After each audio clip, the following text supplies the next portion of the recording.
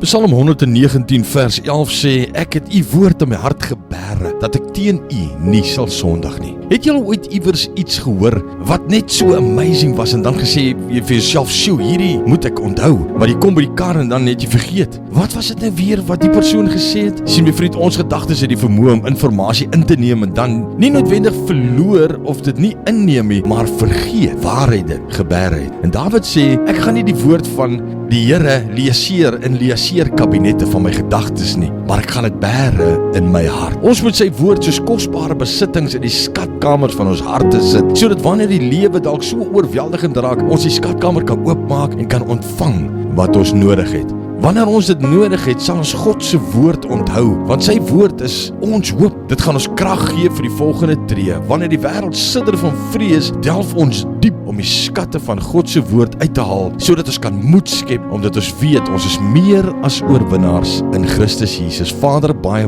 dankie vir die kosbare woord. Here, dankie dat u vir ons die wysheid en die insig gee om hierdie woord van u te vat, Here, en te bære in die skatkamers van ons hart, sodat wanneer die tye druk en dit moeilik raak, Here, dat ons dit kan uithaal en dat ons weer 'n volgende tree kan gee. Dankie vir die kosbare woord. Ons loof u en ons prys u en ons eer u in Jesus se naam. Amen.